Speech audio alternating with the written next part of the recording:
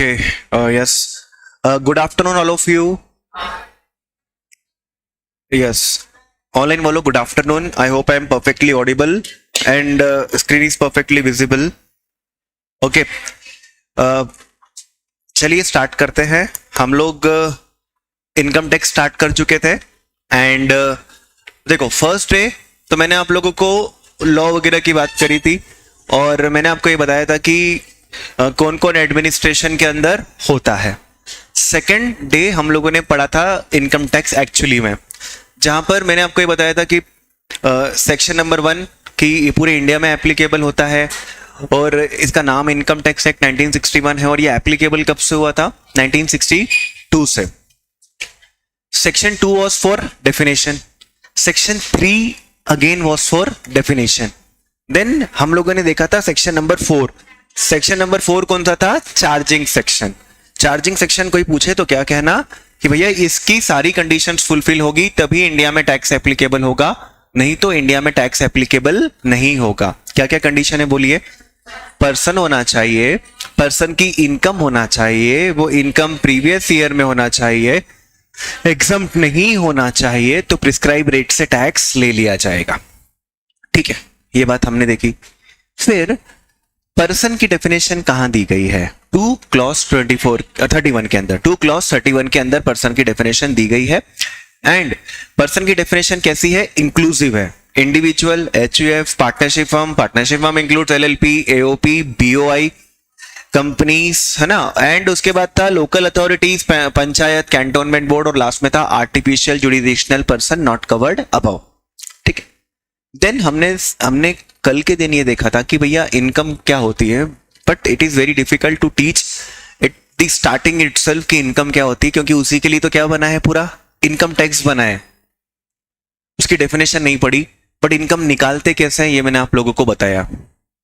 Person का क्या पता होना चाहिए? स्टेटस. पर्सन का क्या पता होना चाहिए? स्टेटस. स्टेटस पता होने के बाद कितने तरीके इनकम कमाने के? 5 घराने कहते हैं जिसको हम. कौन कौन से थे? Salary, house property, PGBP, capital gains और अदर सोर्सेस.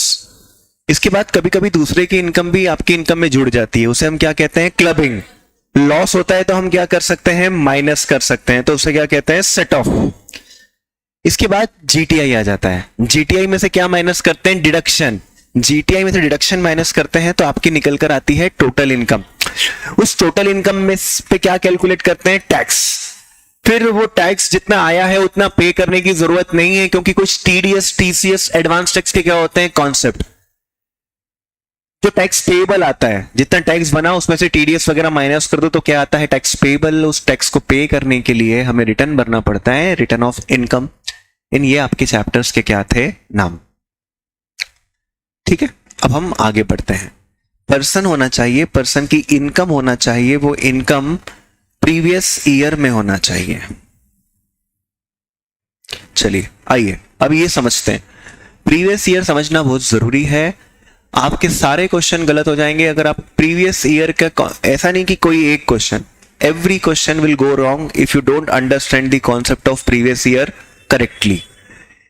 प्रीवियस ईयर कहां दिया गया है? सेक्शन की हम बात करते हैं तो it is given under section 3. आपको मैंने क्या कहा? 2 सेक्शन डेफिनेशन के हैं, एक तो 2 और एक 3. 3 में एक ही डेफिनेशन है, बस कौन सी है? प्रीवियस ईयर की है. अच्छा, ये नाम सुन के आपको एकदम से क्या दिख रहा है? प्रीवियस ईयर क्या होता है? जनरली आप अगर कोई अपना कॉन्सेप्ट यूज करो, अपना दिमाग यूज करो, तो प्रीवियस ईयर मतलब क्या सोचोगे? लोग सोचेंगे पिछला साल सोचेंगे, है ना, like previous year. Income tax में वो प्रीवियस ईयर नहीं है. हम पिछले साल को प्रीसीडिंग ईयर कहते हैं. क्या कहते हैं? Preceding year. तो we should understand the concept of previous year, क्योंकि इनकम किसकी निकालनी रहेगी? प्रीवियस ईयर की निकालनी. क्या होता है? जो इनकम प्रीवियस ईयर में नहीं हुई उस पर टैक्स नहीं देना है. जो इनकम कहां हुई होगी? पिछले साल. पिछले साल, अब यार प्रीसीडिंग ईयर जिसको हम क्या कहेंगे इनकम टैक्स में? प्रीसीडिंग. तो प्रीसीडिंग ईयर में हुई होगी तो उसको टैक्स कब देना होगा? वो पिछले साल देना होगा भाई, इस साल की बात नहीं आएगी. प्रीवियस ईयर का मतलब उन्होंने सेक्शन 3 में ये कहा है, the year in which income is earn, the year in which income is earn is called as previous year. ये लाइन लिख लीजिए. The year in which income is earn is called as previous year.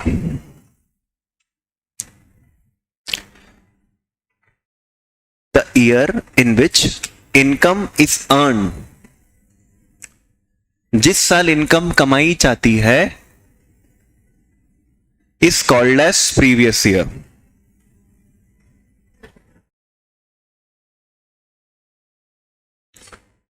ठीक है बच्चों, अभी कौन सा साल चल रहा है ना? 23, 24 है ना. हम फाइनेंशियल ईयर को क्या करते हैं, कंसीडर करते हैं ना. वेट, कंसीडर फाइनेंशियल ईयर्स है ना. हम कैलेंडर ईयर को कंसीडर नहीं करते. यूएस वगैरह में किसका कॉन्सेप्ट होता है, कैलेंडर ईयर का. हम फाइनेंशियल ईयर को कंसीडर करते हैं, that start from 1st of April. तो the year in which income is earn, आज 1 अप्रैल 23 से इस साल इनकम अर्न करना चालू हुई होगी, और वो कब तक इनकम अर्न करेगा, 31 मार्च 2024 तक. ठीक है. तो इस साल जो इनकम अर्न कर, ये जो जिस साल इनकम अर्न की जा रही है, दैट इज प्रीवियस ईयर. एक तरीके से करंट ईयर ही क्या हो गया आपका,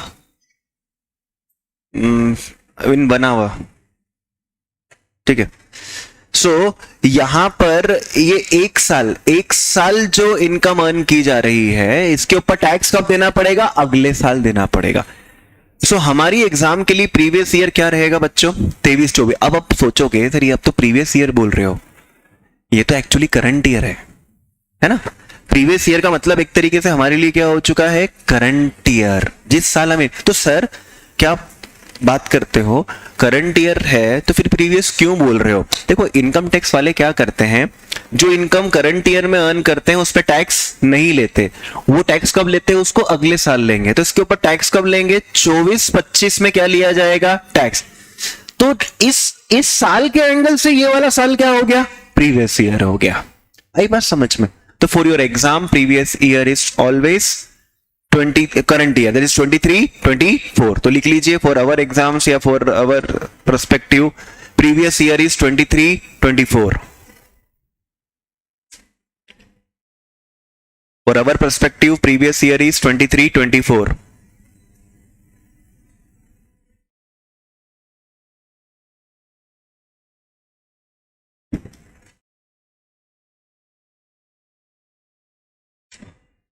ओके.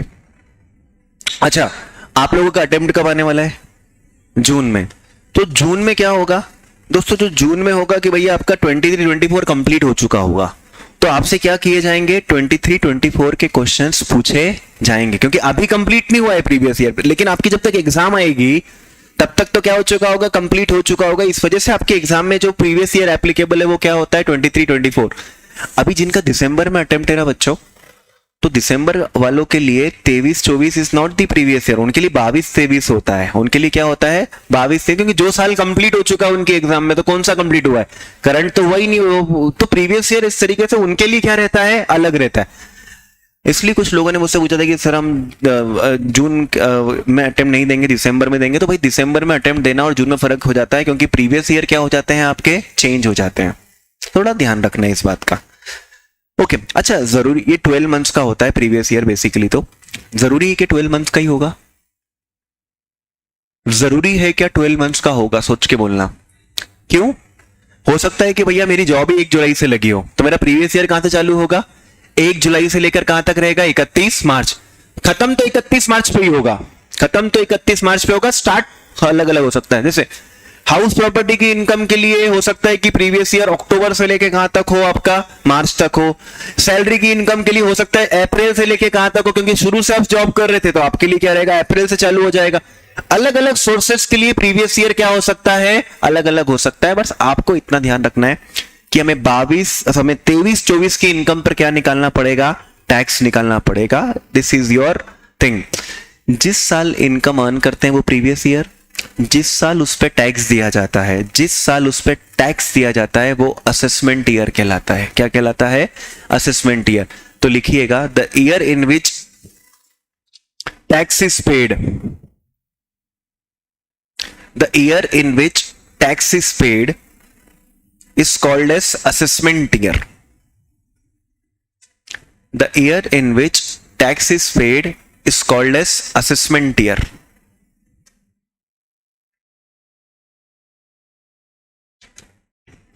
ओके अच्छा, एग्जाम में आपसे ऐसा कहा जाए कि 23-24 की इनकम निकाली है, तो भैया बहुत ही सही बात है, यही कहेंगे कि प्रीवियस ईयर 23-24 की क्या निकाली है, इनकम निकाल।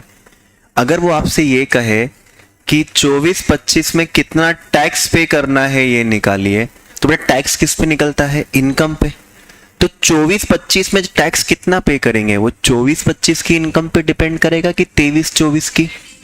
आपको अल्टीमेटली कहां पर आना है, अगर असेसमेंट ईयर दिया है ना, आपको क्या दिया है, असेसमेंट ईयर 24-25 है, असेसमेंट ईयर क्या है 24-25, तो आपको 24-25 की इनकम नहीं लेनी है, आपको कौन सी इनकम लेनी है, 23-24 की इनकम लेनी है।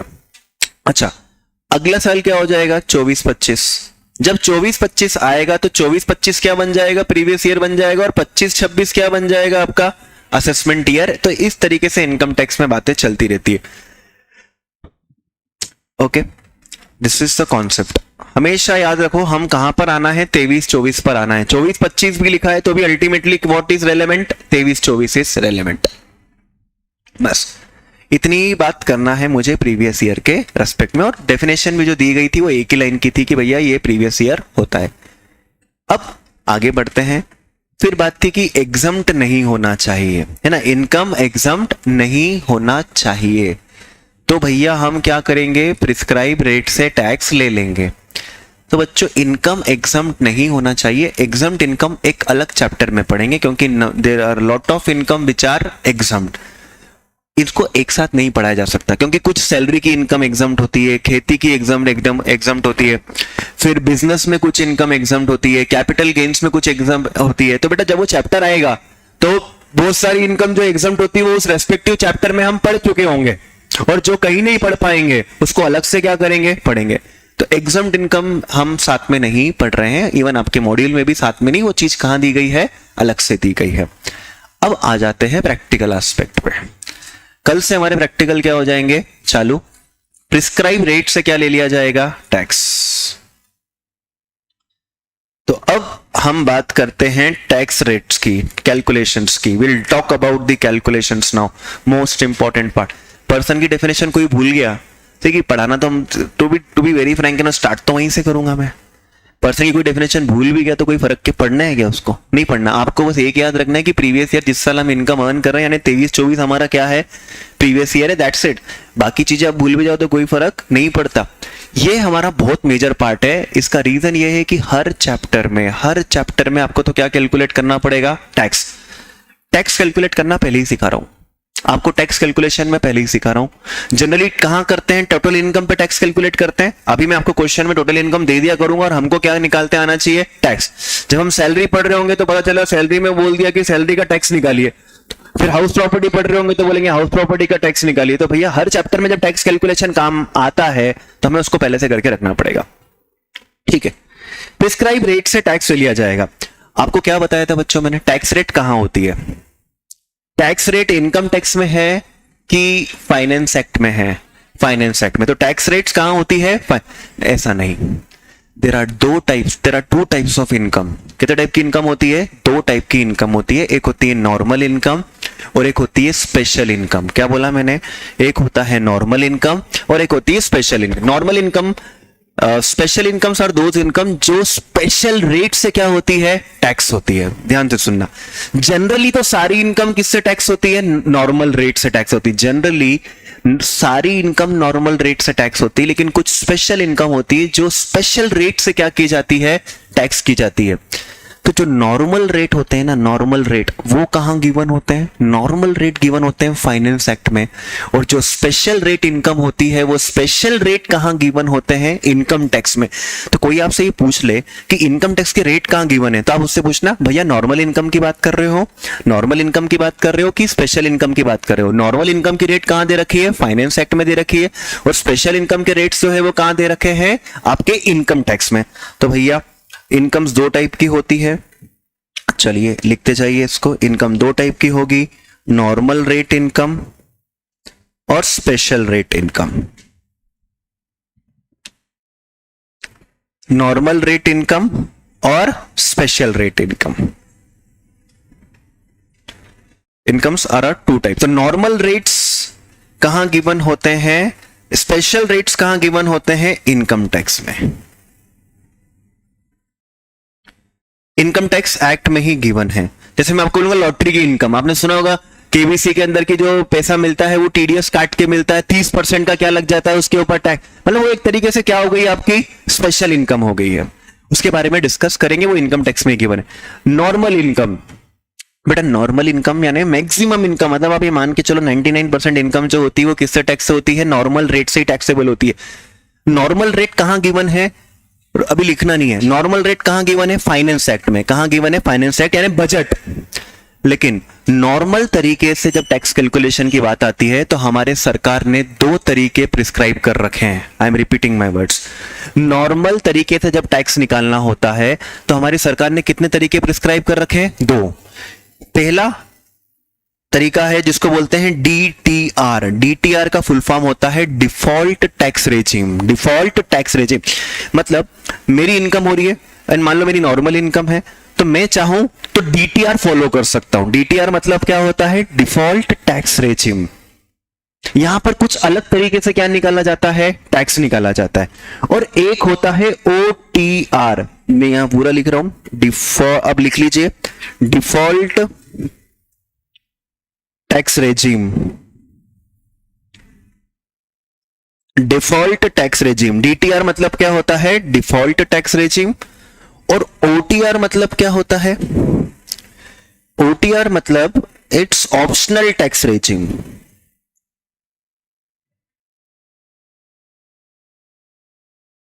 यहां पर बहुत ध्यान देना पड़ेगा क्योंकि चीजें थोड़ी सी कॉम्प्लिकेटेड हो सकती है। ओके, कुछ इनकम स्पेशल रेट से टैक्सेबल होती है। वो क्या इनकम क्या कहलाती है, स्पेशल रेट इनकम। और वो किस रेट से टैक्सेबल होती है वो कहां दे रखा है, इनकम टैक्स एक्ट में। सर क्या आप हमें पढ़ाओगे, जी हां दोस्तों मैं आपको पढ़ाऊंगा। बहुत सारी इनकम स्पेशल रेट से क्या हो सकती है, टैक्सेबल हो सकती है। बेसिकली नॉन रेसिडेंट की जो इनकम होती है ना, नॉन रेसिडेंट जैसे एफआईआई आपने नाम सुना होगा, उनका हम अपने देश में बुलाते हैं कि फॉरेन करेंसी में हमारे वहां क्या करिए, इन्वेस्ट करिए। तो उस केस में उनसे स्पेशल रेट से क्या ले लेते हैं हम, टैक्स। स्पेशल रेट ज्यादा भी हो सकता है, स्पेशल रेट क्या हो सकता है, कम भी हो सकता है, डिपेंडिंग कि हमें फॉरेन करेंसी को अट्रैक्ट करना है तो हम स्पेशल रेट क्या कर देंगे, थोड़ा कम कर देंगे। मैक्सिमम नॉन रेसिडेंट्स की जो इनकम होती है ना वो स्पेशल रेट से टैक्सेबल होती है। लेकिन कुछ एक ऐसी इनकम होती है जो हम सबके लिए स्पेशल रेट से टैक्सेबल होती है, वो मॉड्यूल में दी गई है, वो हमें पढ़ना पड़ेगा। नॉन रेसिडेंट की बात पे वो चैप्टर यहां से क्या कर दिया है, हटा दिया है। तो गिनती की 6-7 स्पेशल इनकम होगी जो हम देखेंगे वहां पर इनकम टैक्स में। अब नॉर्मल मैक्सिमम नॉर्मल रेट से ही टैक्स लगता है सारी इनकम्स पे, बट नॉर्मल रेट से टैक्स कैलकुलेट करने के दो तरीके हैं। एक तो आप चाहो ऑप्शन आपके पास ऑप्शन है, डिफॉल्ट रेजिम ऑप्ट कर लो या फिर आप ऑप्शनल रेजिम ऑप्ट कर लो। डिफॉल्ट ऑप्ट कर लो या ऑप्शनल ऑप्ट कर लो। अगर आप डिफॉल्ट ऑप्ट करते हो ना तो इसके टैक्स रेट इनकम टैक्स में दे रखे हैं। कहां दे रखे हैं, इनकम टैक्स एक्ट में दे रखे हैं। ये दे रखे हैं इनकम टैक्स एक्ट में। और जो ऑप्शनल टैक्स रेजिम है उसमें टैक्स कैसे कैलकुलेट किया जाएगा, ऑप्शनल टैक्स रेजिम में कैसे टैक्स कैलकुलेट किया जाएगा, ये कहां दे रखा है, फाइनेंस एक्ट के अंदर। वेयर इट इज गिवन दोस्तों, फाइनेंस एक्ट। अब आप बोलोगे सर कि कोई डिफॉल्ट रेजिम चूज करेगा कि ऑप्शनल रेजिम चूज करेगा। देखो पहले हम ऑप्शनल पढ़ेंगे फिर हम डिफॉल्ट पढ़ेंगे। डिफॉल्ट के फायदे नुकसान आपको पता चल जाएंगे। आपको लगता है तो भैया डिफॉल्ट ऑप्ट कर लो, आपको लगता है कि भैया टैक्स कहां कम बन रहा है, ऑप्शन में कम बन रहा है तो ऑप्शन ऑप्ट कर लो। इट्स योर चॉइस, चाहे तुम डिफॉल्ट ऑप्ट करो चाहे तुम ऑप्शनल ऑप्ट करो, does not matter. Special income पे तो स्पेशल रेट से ही क्या करना पड़ेगा, टैक्स देना पड़ेगा, दैट इज थिंग।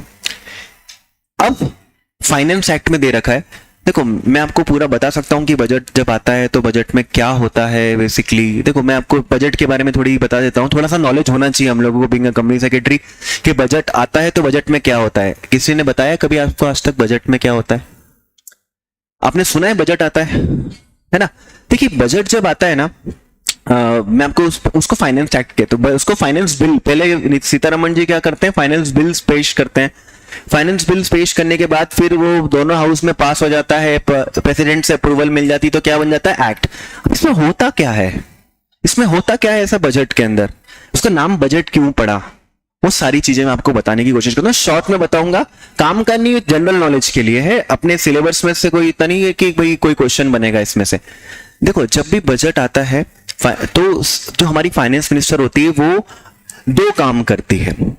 एक तो वो अकाउंट्स पेश करते हैं, मतलब सरकार ने कैसा कामकाज किया उसके क्या रखे जाते हैं? अकाउंट्स रखे जाते हैं कि भैया क्या हुआ है, और फिर टैक्स रेट डिसाइड किया जाता है। बजट में दो मेजर एजेंडास होते हैं। पहला एजेंडा तो क्या होता है कि भैया अकाउंट्स, P&L बैलेंस शीट, हमारे देश की भी क्या बनती है? P&L बैलेंस शीट बनती है। तो भैया वहां पे क्या रखे जाते हैं? अकाउंट्स रखे जाते हैं।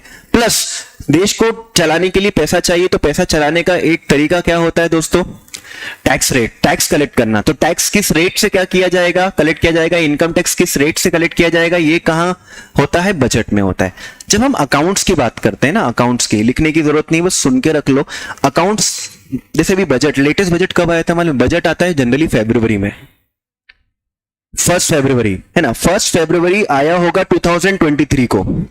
अब ध्यान से सुनना, इसमें हुआ क्या होगा। सीतारमण जी ने अकाउंट्स रखे होंगे। अकाउंट्स कितने साल के रखे जाते हैं? 3 साल के अकाउंट्स रखे जाते हैं। क्या रखे जाते हैं? 3 साल के अकाउंट्स रखे जाते हैं। मैं बताता हूं कौन से साल। देखो, बजट कब आया? अभी यहां प्रीवियस ईयर वाला कॉन्सेप्ट अप्लाई मत करना प्लीज, वो तो इनकम टैक्स का है, तो बजट है। फाइनेंस एक्ट में तो कुछ और बात कर। 1 फरवरी 23 को क्या आया? आपका बजट आया। मुझे एक बात बताइए, ऐसा कौन सा साल है जो 1 फरवरी 23 के पहले कंप्लीट हो चुका है? ऐसा कौन सा साल है जो 1 फरवरी 23 के पहले कंप्लीट हो चुका है? 21, 22। एग्री करते हो? तो भैया यहां पर अकाउंट्स तब के रखे जाते हैं, एक ईयर जो है वो क्या, जैसे यहां पर हमने एक एग्जांपल ले लिया कि भाई 23 का बजट आया होगा, तो यहां पे कौन से ईयर के अकाउंट रखे गए होंगे? फाइनेंशियल ईयर 21-22 के क्या रखे जाते हैं? अकाउंट। क्योंकि वो साल क्या हो चुका है? कंप्लीट। 21-22 में देश का परफॉर्मेंस कैसा था? हमारा देश डेफिशिएट में, ये तो आपको पता ही होगा कि हमारा फिस्कल डेफिशिएट है, तो भैया वो डेफिशिएट वगैरह बताए जाते हैं, ये अकाउंट्स रखे जाते हैं, और ये अकाउंट्स ऑडिटेड होते हैं। ये जो अकाउंट्स रखे जाते हैं दोस्तों, ये कौन से होते हैं? ऑडिटेड। बेटा आप 22-23 बोल रहे हो ना आकाश भाई? 22-23 नहीं, क्योंकि 1 फरवरी 23 को आया है, तो 22-23 कंप्लीट नहीं हुआ। तो अकाउंट्स कौन से साल के रखे जाएंगे? आप खुद सोचो, जो साल क्या हो चुका है? कंप्लीट। एंड देखो, कंप्लीट होके टाइम भी हो गया ना, तो साथ में उसका क्या हो जाता है? ऑडिट भी हो जाता है। अब मुझे कोई बताएगा इन अकाउंट्स का ऑडिट कौन करता होगा? Comptroller and auditor general of India. कौन करता है? सीएजी करता है। आपने नाम सुना है? सीएजी। कैग की रिपोर्ट कभी कभी पेपर में पढ़ते होंगे। ठीक, क्या होता है जब पेपर में लाइक अब पेपर उठाओगे और इनकम टैक्स से रिलेटेड कुछ चीज पढ़ रहे होंगे, तो वहां लिखा है कैग की रिपोर्ट है। कैग मतलब comptroller and auditor general of India is responsible for the audit of accounts of governments. ठीक है साहब, रख दिया उनने। अब मुझे बताओ 21-22 से कोई लेना देना है क्या? जो होना था, जो कांड होने थे वो तो हो गए। अब क्या बस रख दिया कि भैया ऐसा हुआ था। फिर मैंने बोला कितने साल के अकाउंट्स आते हैं? 3 साल के ना, 3 साल के। तो अब दूसरा साल कौन सा है मालूम है? जो करंट ईयर चल रहा होता है। कौन सा ईयर चल रहा है? 22-23, है ना? तो यहां पर कौन से अकाउंट रखे जाएंगे? 22-23 के अकाउंट्स रखे जाएंगे। अब मुझे एक बात बताओ, क्या 22-23 कंप्लीट हुआ है क्या? नहीं हुआ। तो 22-23 में क्या होता है? 10 महीने के अकाउंट, क्योंकि 31 जनवरी तक तो क्या हो चुका होगा? कंप्लीट हो चुका होगा ना। 10 महीने के तो क्या रखे जाते हैं? एक्चुअल अकाउंट्स रखे जाते हैं। कैसे रखे जाते हैं? एक्चुअल। बट उनका ऑडिट नहीं हुआ होता है, क्योंकि ऑडिट तो कब होगा? जब अकाउंट्स क्या हो जाएंगे? कंप्लीट हो जाएंगे। तो 10 महीने के एक्चुअल फिगर, देश में कितना टैक्स कलेक्शन हुआ, कहां का खर्चा हुआ, कितना खर्चा मेडिकल पे हुआ, कितना मिलिट्री पे खर्चा हुआ, कितना एजुकेशन पे हुआ, कितना हेल्थ पे हुआ, कितना कोरोना पे हुआ, कितना फ्लड में हुआ, वो सारी चीजें कहां रखी जाती है? 10 महीने की पार्लियामेंट में रखी जाती। प्लस 2 महीने का क्या रखा जाता है? प्रोजेक्शन। 2 महीने का क्या रखा जाता है? आने वाले 2 महीनों में इतनी कमाई होगी और इतने क्या होंगे? हमारे खर्चे होंगे। आई बात समझ में? ठीक है। सो बजट आया, मैंने क्या कहा? 2 मेजर एजेंडा होते हैं बजट के। एक तो क्या होता है? देश की P&L बैलेंस शीट पार्लियामेंट में रखी जाती है। और कौन सी साल की? जिस साल बजट आया उसके पहले जो साल कंप्लीट हुआ उसके क्या रखे जाएंगे? अकाउंट्स रखे जाएंगे। फिर जो साल चल रहा है उसके अकाउंट रखे जाएंगे ना, उसके हमेशा, क्योंकि हर बार बजट कब आएगा 1 फरवरी को, तो कितने महीने के अकाउंट रखेंगे, 10 महीने के एक्चुअल और 2 महीने के प्रोजेक्टेड, प्लस जो नेक्स्ट ईयर होता है, नेक्स्ट ईयर क्या होता है मतलब 23-24 है ना, नेक्स्ट ईयर कौन सा हो गया बच्चों 23-24, इस 23-24 के बजटेड अकाउंट्स रखे जाते हैं, क्या रखे जाते हैं बजटेड, इसलिए इसका नाम क्या पड़ा बजट, क्योंकि what is important, the coming year is important, coming year में हम इतना एक्सपेंडिचर करेंगे और कमिंग ईयर में हमारा इतना क्या होगा रेवेन्यू, वो बताते हैं प्रोजेक्शन करते हैं कि इनकम टैक्स से इतने लाख करोड़ हमको क्या होंगे रिसीव होंगे, जीएसटी से इतने लाख करोड़ का रिसीव होंगे, कस्टम से इतने लाख करोड़ रिसीव होंगे, फिर कुछ पैसे कम पड़ेंगे तो हम LIC के शेयर्स भेज देंगे, कोल इंडिया के शेयर्स भेज देंगे, तो सरकार कहां कहां से पैसा इकट्ठा करेगी वो लिखा होता है, ऐसा हो सकता है, और साथ में ये लिखा होता है कि भैया ये खर्चे का यूज कहां करेंगे, है ना, वो बोलते हैं ना आप बजट की आप स्पीच सुनोगे, मेडिकल के ऊपर हम इतना बजट रख रहे हैं, है ना, फार्मर्स के लिए हम इतना पैसा रख रहे हैं, तो वो सारा एक्सपेंडिचर कहां कहां होने वाला है वो यहां पर बता देते हैं, स्टार्टअप्स के लिए हम इतना क्या करेंगे, तो वो कब के लिए बताते हैं, वो अगले साल के लिए बताते हैं। अच्छा, ये बजटेड है और ऑडिटेड तो बिल्कुल नहीं है बेटा, है ना, ऑडिटेड तो बिल्कुल नहीं होंगे, आई बात समझ में, डिफिकल्ट टॉपिक है थोड़ा सा, बट नॉलेज होना चाहिए being a company secretary students, नहीं तो बजट का थोड़ा बहुत बजट में होता क्या है, बोलेंगे बजट में बजट, आप बोल पागल हो जाओगे, कोई बोलेंगे टैक्स रेट तो एक ठीक है, साथ में क्या रखे जाते हैं मेन तो अकाउंट्स।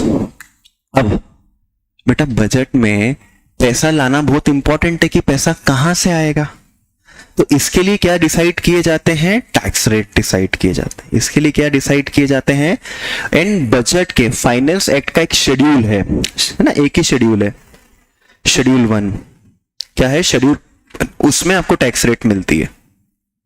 तो कोई आपसे पूछेगा कि नॉर्मल टैक्स रेट की ऑप्शनल टैक्स रेजिम कहां है, क्या बोला मैंने, नॉर्मल रेट की ऑप्शनल रेजिम कहां पर गिवन है, उसमें किस रेट से टैक्स लगेगा, तो वो कहां गिवन होता है बजट में, एनुअल फाइनेंस एक्ट के शेड्यूल 1 में, पक्का, एनुअल फाइनेंस की कहां पे गिवन होता है, शेड्यूल 1 में। आइए यहां तक सम अप करते हैं दोनों शांति से।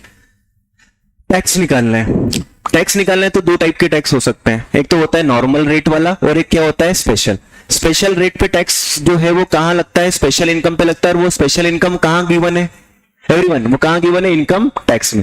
नॉर्मल रेट पे मैक्सिमम इनकम पे किससे टैक्स लगता है, नॉर्मल, लेकिन नॉर्मल रेट से जो टैक्स लगता है उसमें कितने ऑप्शन है आपके पास, 2 ऑप्शन, कौन कौन सा ऑप्शन है, डिफॉल्ट टैक्स रेजिम और एक optional tax regime. By default जो टैक्स रेजिम है उसके जो टैक्स रेट है वो कहां गिवन है, इनकम टैक्स में गिवन है, और जो टैक्स रेट्स जो है किसके है, ऑप्शनल टैक्स रेजिम के, वो ऑप्शनल टैक्स रेजिम के कहां के गिवन है, फाइनेंस एक्ट के, एक्ट में भी नहीं, साथ में क्या है शेड्यूल, उसमें गिवन होते हैं। आई बात समझ में, ओके। अब आ जाते हैं ऑप्शनल टैक्स रेजिम, हेडिंग डाल दीजिए ऑप्शनल टैक्स रेजिम, मतलब वो चीज हम पढ़ने जा रहे हैं जिसके टैक्स रेट कहां गिवन है, फाइनेंस एक्ट में गिवन है, ऑप्शनल टैक्स रेजिम।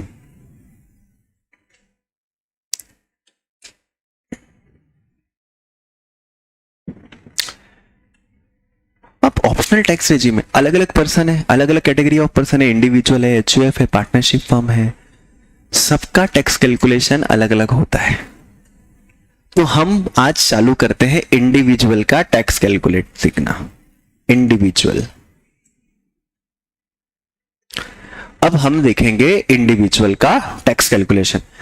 पहले ऐसा नहीं हुआ करता था, एक ही रेजिम हुआ करती थी, दैट इज ऑप्शनल, जो ऑप्शनल रेजिम है ना वही हुआ करती थी, that was the main regime. लेकिन सरकार ने इस बार थोड़ा सा क्या कर दिया, चेंज कर दिया 23-24 के लिए। ये बात मैंने दिसंबर वालों के लिए एप्लीकेबल नहीं है बच्चों, है ना, ये दिसंबर वालों के लिए बात एप्लीकेबल नहीं है। अगर कोई हो, कोई सुन रहा हो, कोई रिपीट कर रहा हो, कोई वीडियो देखेगा इसका, तो ये याद रखना ये सिर्फ जून अटेम्प्ट के लिए एप्लीकेबल है और जो अगला दिसंबर आएगा उसके लिए एप्लीकेबल है। तो ऑप्शनल टैक्स रेजिम में हम टैक्स निकालते हैं किसका, इंडिविजुअल का। और इंडिविजुअल का टैक्स निकालना है तो वी हैव 4 स्टेप्स। कितनी स्टेप्स है, 4 steps. Basic tax, rebate, surcharge और सेस। अगर इंडिविजुअल का टैक्स निकालना है तो कितनी स्टेप्स होती है? 4 स्टेप में आपको टैक्स निकालना पड़ता है। सबसे पहले उसका क्या निकालना पड़ता है? Basic tax.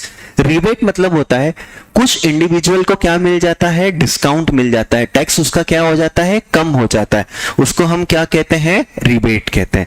तो बेसिक टैक्स में से रिबेट क्या हो जाती है? माइनस हो जाती है। कुछ लोग होते हैं जिनसे हम एक्स्ट्रा टैक्स लेते हैं, क्या लेते हैं उनसे? एक्स्ट्रा, उसको क्या कहते हैं? सरचार्ज।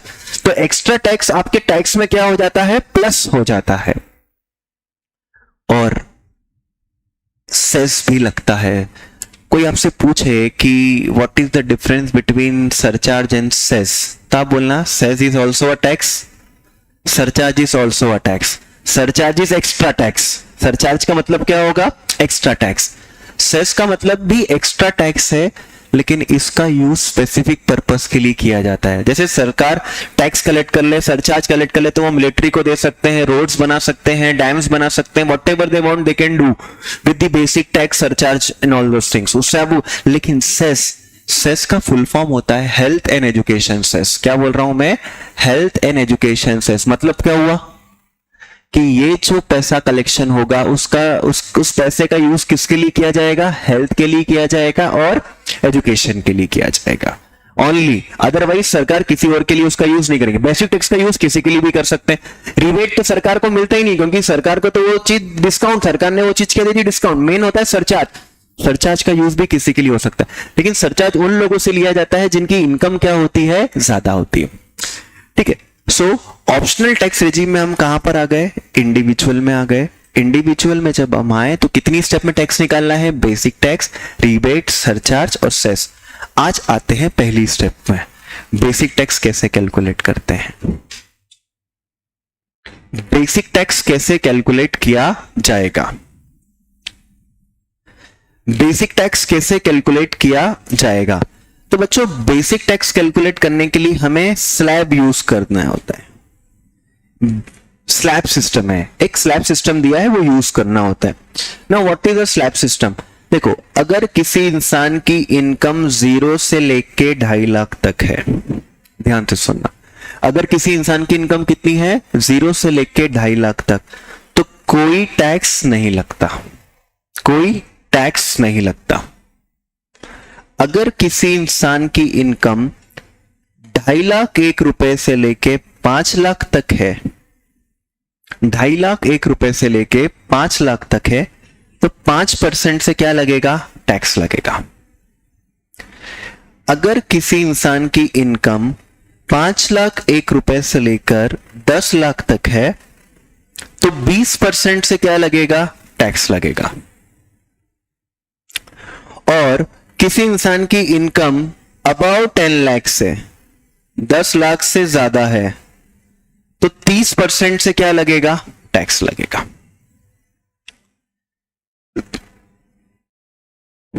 चलिए स्लैब बोलिए मेरे साथ, क्या है बच्चों? What is the slab?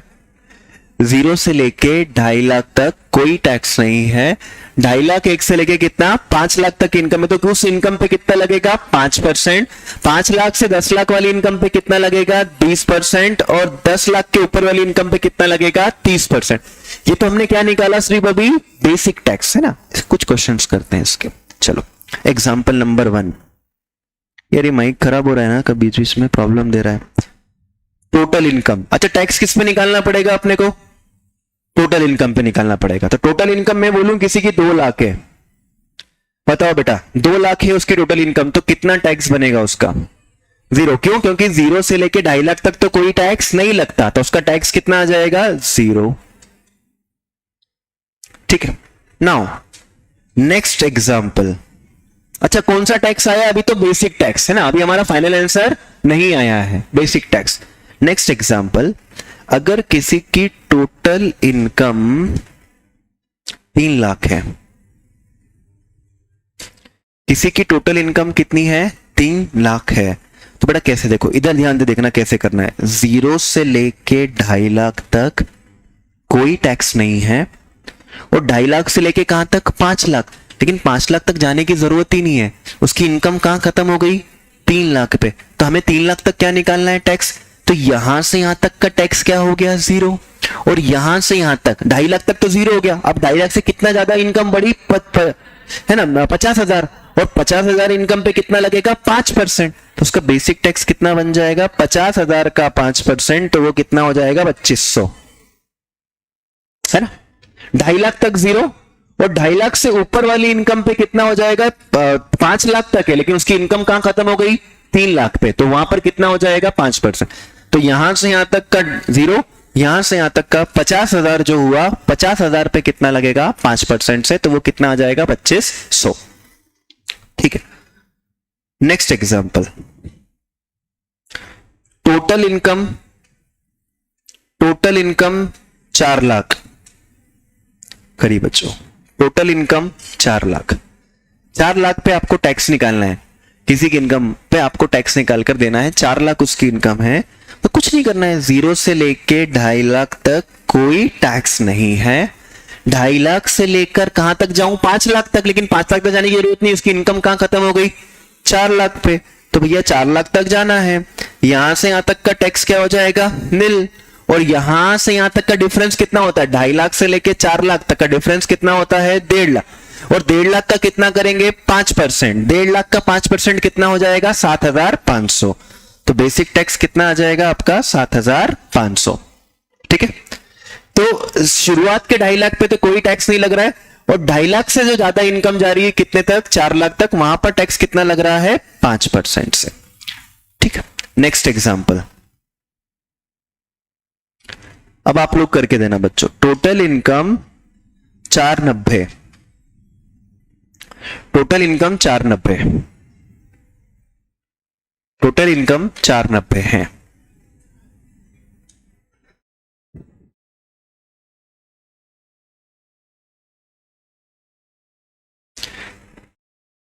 Zero से लेके 2.5 लाख तक कोई टैक्स नहीं है, और हाँ, और 2.5 लाख से लेके कहां तक जाना है, 5 लाख तक कि नहीं, 490, 490, 490 पे रुक जाओ, है ना।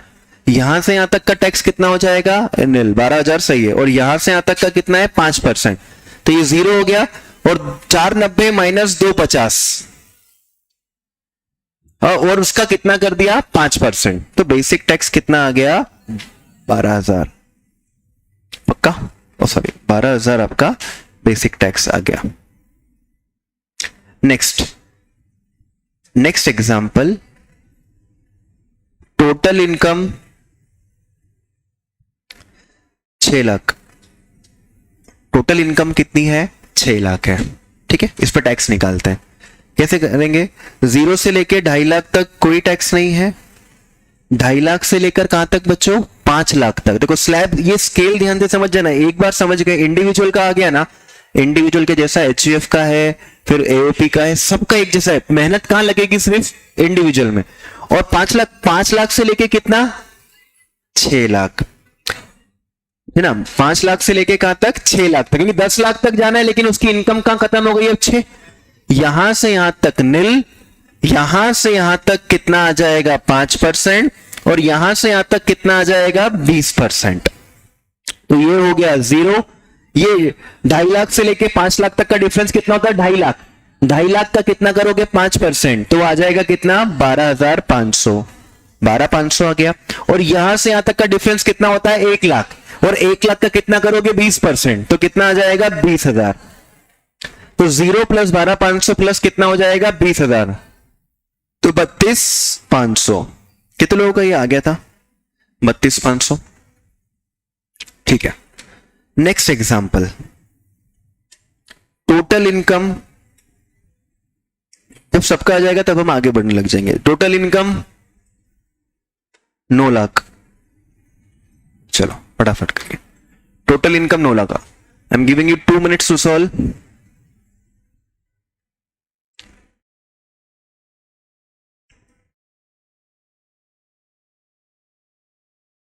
आ गया 92,100, 92,500 आंसर आ रहा है बच्चों।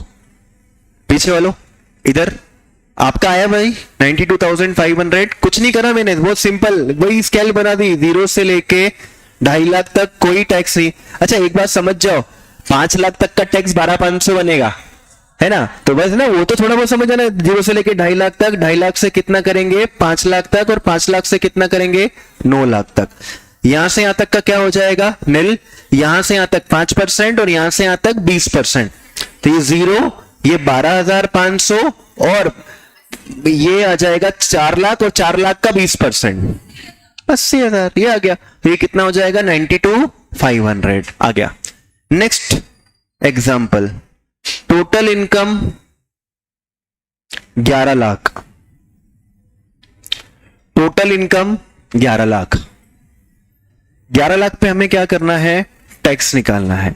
ठीक है, तो 0 से लेके 2.5 लाख तक कोई टैक्स नहीं है, 2.5 लाख से लेके 5 लाख तक, 5 लाख से लेके 10 लाख तक, और 10 लाख से लेकर 11 तक, 10 से लेकर 11 तक। अच्छा ठीक है, 142,500 आ रहा है। हाँ, तो शुरुआत के 2.5 लाख पे तो कोई टैक्स नहीं है। ये वाले 2.5 लाख पे कितना लगेगा 5%, ये वाले 2.5 लाख पे कितना लगेगा 5%, ये वाले 5 लाख पे, 5 लाख से लेके 10 लाख तक का डिफरेंस है, उस पे कितना लगेगा 20%, और 10 लाख से ऊपर 30% लगता है। तो ये 11 पे खत्म हो गया, तो यहां से यहां तक कितना हो जाएगा 30%। बैटरी चले गई। तो कितना आ जाएगा 12,500 प्लस 1 लाख, तो 5 लाख का 20% करोगे तो कितना आएगा 1 लाख, और उसके बाद अपना 1 लाख, 1 लाख का कितना करेंगे 30%, तो कितना आएगा 30,000। तो 1 लाख प्लस 12,500 प्लस 30,000 यानी 1,42,500, 1,42,500 पक्का। ये कितने लोगों का आ गया था 1,42,500, अब हाथ बढ़ रहे हैं। ठीक है, टोटल इनकम 20 लाख, 1,52,500 नहीं बेटा, कशिश एक बार चेक करो आप, 1,42,500 है, कैलकुलेशन मिस्टेक हुई होगी। Total income 20 lakh, total income 20 lakh है।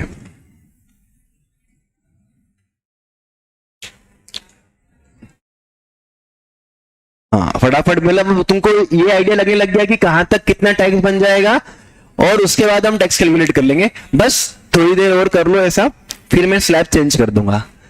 तो होगा क्या कि मल्टीपल स्लैब्स के बाद दिक्कत आएगी। चलो बताओ भाई कितना आया 20 लाख तक का टैक्स, 4,12,500 है ना, पक्का। देखो क्या किया होगा, 12,500 आ गया होगा 5 लाख तक, और 1 लाख कहां आ गया होगा आपका 10 लाख तक।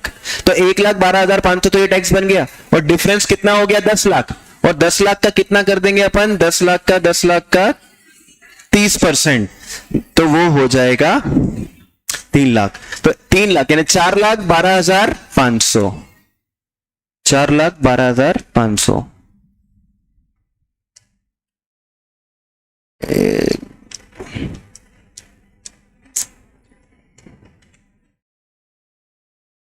4,12,500। एक क्वेश्चन और कर दो, टोटल इनकम 80 लाख, मतलब इनकम निकालते आए ना आए, सामने वाले का टैक्स तो अपन सोच ही सकते हैं। टोटल इनकम 40 लाख, सॉरी क्या 80 लाख, 80 लाख, 22,12,500।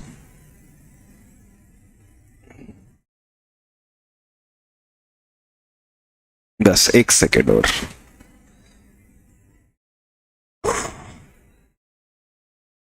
$22,12,500 मैं करके दिखा देता हूं।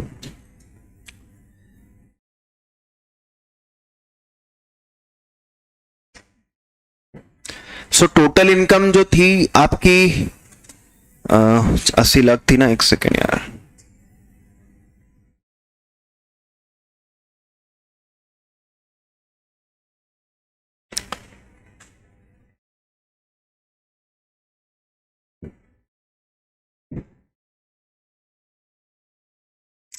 वन 19,12,500 कैसे आ रहा है बेटा, गलत कर रहा है, कुछ प्लस प्लस कम करे।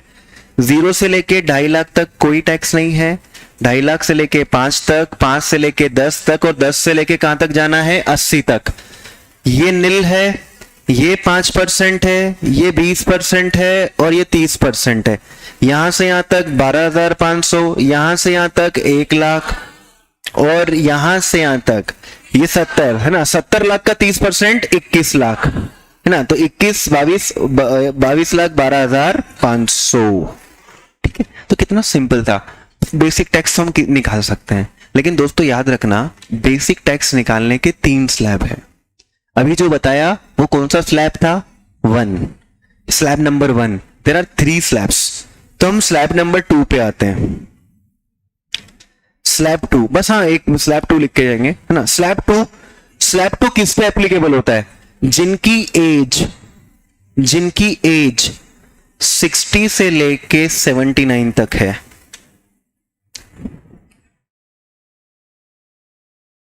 ओके है ना, 60 का निकला, डिफरेंस 70 था, तो 60 से लेकर 79 तक जिनकी एज है उन पे क्या अप्लाई होगा? स्लैब। तो बेटा स्लैब 1 कब अप्लाई होगा? जिनकी एज 0 से लेकर कितनी है? 59 तक है। अब लोग सर 0 कैसे हो सकती है? अब नहीं, 2 दिन तो हो सकती है, 1 दिन हो सकती है, 1 घंटे हो सकती है, और पापा ने उसके नाम पे एफडी करा दी, बच्चा हो या बच्ची हुई, चलो बच्ची हुई बहुत अच्छी बात है, तो ये शादी करनी रहेगी फटाफट से एफडी कर देते, तो ब्याज की इनकम तो चालू हो गई ना तुम्हारी, तो पैदा होते ही तुम्हारी इनकम क्या हो सकती है? स्टार्ट हो सकती है। सो स्लैब 2 60 से लेकर 79 पे अप्लाई होता है। एंड इसमें एक छोटा सा बेनिफिट दिया है बेटा, 0 से लेके 3 लाख तक कोई टैक्स नहीं लगता। छोटी सी लॉलीपॉप एक तरीके से ये, 3 लाख तक क्या नहीं लगता? कोई टैक्स नहीं लगता। वहां 2.5 लाख तक नहीं लगता था, यहाँ चलो थोड़े बूढ़े हो गए हो तो थोड़ा सा और बेनिफिट ले लो। 3 लाख 1 रुपए से लेके 5 लाख तक 5%। तो आप जब इंडिविजुअल का टैक्स निकालोगे तो उसकी उम्र जरूर पूछा करोगे मुझसे। 5 लाख 1 रुपए से लेके 10 लाख तक 20%, और अबव 10 लाख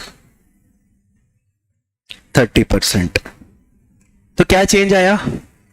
बट वो स्टार्टिंग का ही चेंज आया हल्का सा, और क्या 0 से लेके 3 लाख तक क्या नहीं लगेगा? कोई टैक्स नहीं लगेगा। ठीक है, सो ये एज थी। और जो लोग आते हैं कहां पर? स्लैब 3 में। जो लोग कहां आते हैं? स्लैब 3 में। देखो जो 60 से लेके 79 होते हैं ना, इनको हम सीनियर कहते हैं। क्या कहते हैं हम? सीनियर। और जो 80 और अबव होते हैं, जिनकी उम्र एग्जैक्टली 80 हो या उससे ज्यादा हो, उनको हम सुपर सीनियर कहते हैं इनकम टैक्स में। तो we have 3 categories of person, like normal persons, then there are senior persons and there are super senior person। इनको थोड़ा और ज्यादा बेनिफिट दे दिया बच्चों, 0 से लेके 5 लाख तक कोई टैक्स ही नहीं है इनका। 0 से लेके 5 लाख तक कोई टैक्स नहीं है जी, बिल्कुल रतन टाटा जी इस लैब में आ सकते हैं। 0 से लेके 5 लाख तक उनका कोई टैक्स नहीं रहेगा। 5 लाख 1 रुपए से लेकर 10 लाख तक कितना हो जाएगा? 20%, और अबाव 10 लाख 30%। तो इनका वो 5% का टंडा ही खत्म कर दिया। स्टार्टिंग के 5% वाली स्लैब ही नहीं थी भाई, 5 लाख तक कोई टैक्स नहीं लगता। ठीक है, सो ये हमारे 3 स्लैब रहेंगे। कल इसके क्वेश्चंस करेंगे हम, है ना। कल मैं एज वगैरह भी दूंगा तो अपन तीनों स्लैब में से लगाएंगे, फिर कल रिमेनिंग स्टेप्स भी हम सीख लेंगे। ठीक है, ओके। तो आज हमने ये पढ़ा। बेटा एक बार रिकैप करके आना, क्या पढ़ा कल रिवाइज करवाता हूं।